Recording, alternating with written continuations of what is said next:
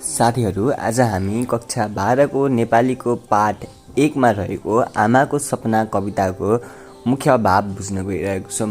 मुख्य भाव बुझ्न अगाडि सुरुमा लेखकको परिचय सुनौं। आमाको सपना कवि गोपाल प्रसाद रिमालले लेखेका हुन्।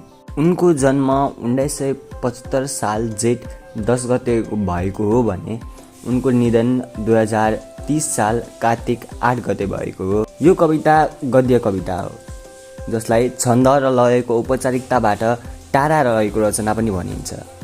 कविता लेखनमा अगाडि ल्याएका स्वतन्त्रवादी र प्रगतिवादी धाराका शक्तिशाली गद्य कवि गोपाल प्रसाद रिमाल हुन्। उनका प्रमुख नाटकहरू मसान, यो प्रेम हुन् भने उनका प्रमुख कविता सङ्ग्रह आमाको सपना रहेको छ। प्रगतिवाद, आधुनिकवाद, विद्रोह र क्रान्ति प्रविधिका भावना उलिएको कवि भनेर उनलाई चिनिन्छ। नेपाली माटो र नेपाली मनको भावना बगेर कलम चलाउने साहित्यकारका रूपमा परिचित छन्।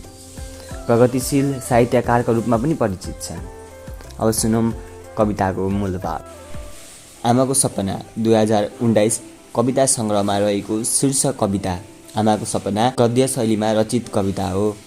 गोपाल प्रसाद रिमालद्वारा रचित आमाको सपना कथा क्रान्ति, प्रगति र उन्नतिमा आधारित छ। क्रान्ति चेतले भरिपूर्ण यस कवितामा निरङ्कुशता विरुद्ध उठाएका कलमले लिखित एक आदर्श कविता बन्न सफल छ। गद्य कविताको क्षेत्रमा इतिहास रच्न सफल यस कविता आमा र छोरा बीचको संवादात्मक र प्रश्नोत्तर शैलीमा आधारित छ। मसान, यो प्रेम जस्तै अन्य थुप्रै कृति जस्तै यस कवितामा पनि कविले तत्कालीन समाजको सूक्ष्म अध्ययन गरेर यस समाजको आवश्यकता दर्शाउन कवि सफल देखिन्छन्। आमाको सपना कवितामा तत्कालीन परिस्थितिको राणा तन्त्रको र निरङ्कुश शासनको अन्त्य एवं प्रजातन्त्र र स्वाधीनताको आवाज, स्वाधीनताको उदयको अभिलाषा प्रकट गरिएको छ।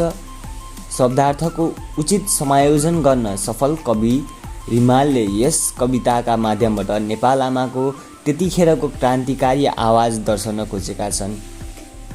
आमा छोरा बीचको छोटो र मिठो संवादबाट नेपाल आमाको सपना, चाहना, इच्छा, आकाङ्क्षालाई सरल र मार्मिक ढङ्गले प्रस्तुत गर्न रिमाल सफल देखिन्छन्।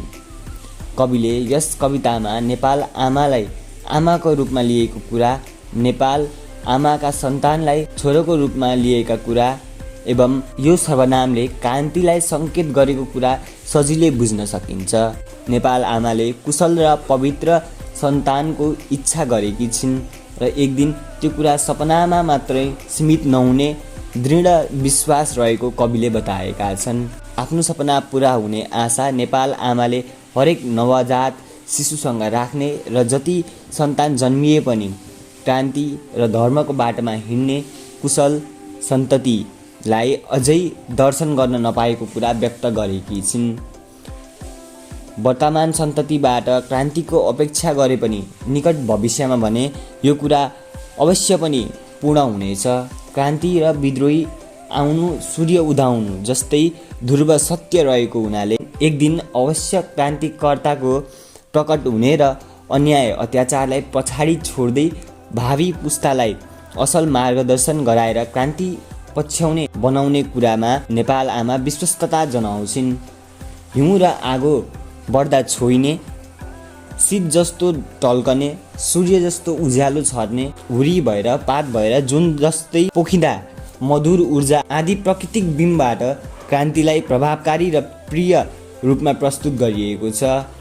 क्रान्ति आएसँगै अधर्म, विभेद, अत्याचार, दमन, शोषणको अन्त्य हुने कुरामा उनी आशावादी छिन्। बिहानीको मन्द उज्यालो जस्तै क्रान्ति मन्द तरिकाले प्रस्तुत भएर निकट भविष्यमा त्यसलाई सकारात्मक र आदर्शमूलक समाजको निर्माण गर्नेछ भन्ने नेपाल आमाको मनोभाव हामीले बुझ्न सकिन्छ। त्यसर्थ समष्टिमा भन्नुपर्दा स्वतन्त्रवादी र प्रगतिवादी रचनाकार गोपाल प्रसाद रिमालद्वारा गद्यात्मक शैलीमा रचित आमाको सपना कविता क्रान्ति पुत्रको परिकल्पना गरिएको एवं सामाजिक विकृति, निरङ्कुशता, अन्यायको अन्त्य भई स्वतन्त्रता, समानता, आह्वान गरिएको एक आदर्श सन्देश बोकेको सफल कविता हो।